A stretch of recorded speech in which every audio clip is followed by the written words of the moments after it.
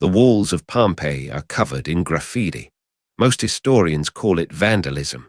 They're wrong about what it means. For decades, scholars treated Roman graffiti as noise, scratches, the work of bored soldiers and restless slaves with no real voice in history. The theory was simple. Important people left inscriptions.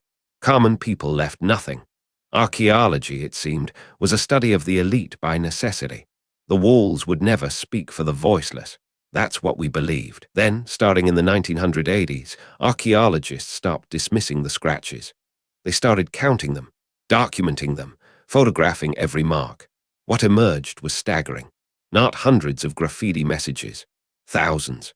In Pompeii alone, over 11,000 pieces of wall writing have been catalogued.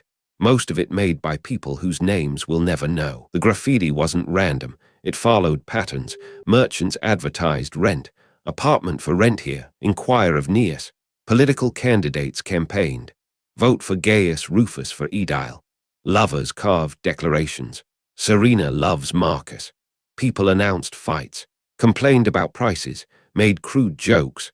Left phone numbers, in a sense, addresses where they could be found. Here's where the accepted story collapses.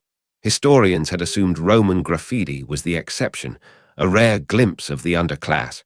But the sheer volume tells a different story. This wasn't aberration. This was infrastructure.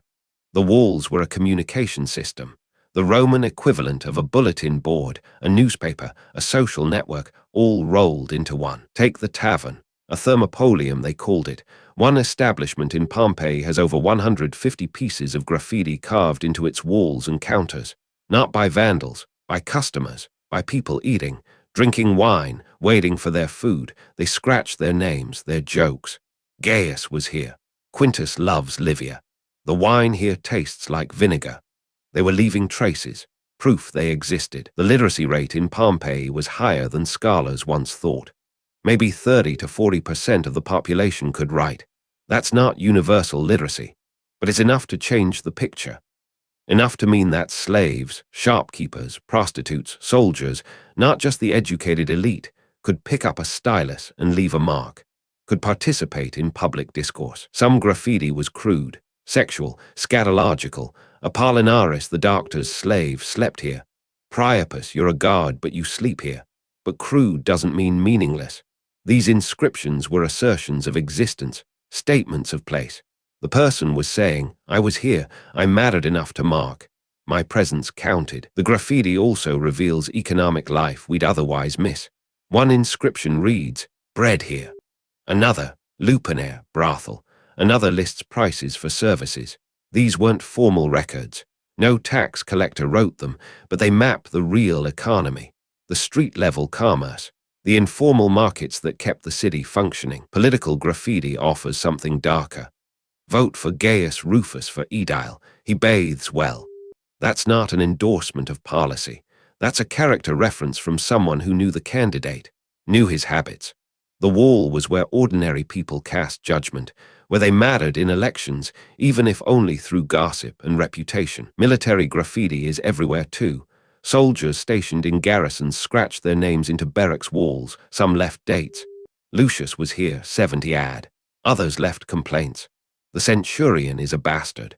These weren't in official records. No officer documented them, but they reveal the soldier's inner life. Boredom, homesickness, resentment, survival. The real revelation comes when you realize the walls were temporary. Pompeii was buried in 79 AD. The graffiti was preserved by ash. But in a living city, walls were repainted, scraped, reused. The graffiti was meant to be ephemeral. These weren't people trying to speak to us across centuries. They were speaking to their neighbors, to people passing the next day. Yet here we are, reading it, 2,000 years later. The graffitists got something they didn't expect: permanence. The very thing that made their writing seem unimportant, its informality, its location on a wall, its lack of official status, is what saved it. The elite inscriptions were carved in stone meant to last. But the casual scratches survived because Vesuvius didn't discriminate. This changes what we know about Rome. Not the Rome of emperors and generals, the Rome of people. The Rome where a baker could write, I was here. Where a slave could carve his name. where a woman could declare her love on a public wall, where power wasn't just top-down. It was distributed, messy, ordinary. The graffiti also reveals what people cared about, not empire, not conquest, love, reputation, being remembered, having a place. The inscriptions are remarkably intimate for something so public. Serena loves Marcus. I was here. This bread is good. These are the concerns of people living, not history, life. Modern archaeologists have developed entire methodologies around graffiti analysis. They track handwriting, identify repeat scribblers, map where different hands wrote. Some people wrote in multiple locations. Were they travelers, messengers? The walls become a social network, a pattern of movement, a map of connection. The graffiti also matters because it's democratic in a way formal history isn't. The emperor left monuments, the rich left inscriptions, but the poor left graffiti. And now graffiti is studied with the same rigor as imperial decrees. The walls have been leveled.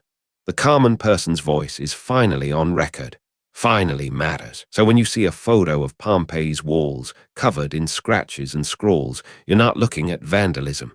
You're looking at a direct line to ordinary people, to their hopes, their frustrations, their need to matter, to be seen, to leave something behind. That impulse hasn't changed in 2,000 years. We still write on walls. We just call it something else now. The graffitists of Pompeii didn't know they were making history. They were just marking time, leaving traces, participating in the only forum available to them, the wall.